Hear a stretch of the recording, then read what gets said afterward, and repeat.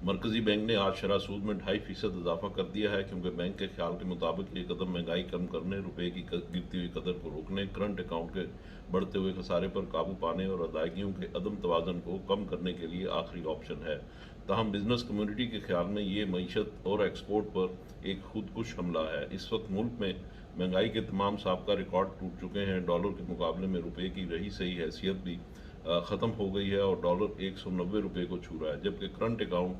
खसारा 15 अरब dollar की बुलंद तरीन सतह को छू रहा है। हुकूमत इन मसाइल पर काबू पाने में बुरी तरह नाकाम रही है, इसलिए मरकजी बैंक ने शरह सूद में यकदम 250 बेसिस पॉइंट यानी 2.5% इजाफा कर दिया है, जो एक्सपोर्टर्स पर भी लागू होगा, जिससे कारोबारी लागत में इजाफा होगा, अवाम की ज़िंदगी मज़ीद अजीरन होगी और कारोबार ठप हो जाएंगे, बेरोज़गारी बढ़ेगी और GDP में भी कमी वाक़ होगी, जिससे अवामी बेचैनी में शदीद इजाफा होने की तवक्को है। मुकामी मार्केट में डॉलर की डिमांड बढ़ रही है। तेल और बिजली की कीमतें अवाम की पहुंच से पहले ही ज़्यादा हैं, इनमें इस इकदाम से और इजाफा हो गया, जबकि कॉटन और अनाज भी दरामद करना पड़ेंगे, जिससे करंट अकाउंट खसारा मज़ीद बेकाबू होगा। इन मसाइल पर एक्सपोर्ट्स में इजाफा किए बगैर काबू पाना नामुमकिन है, इसलिए हुकूमत को चाहिए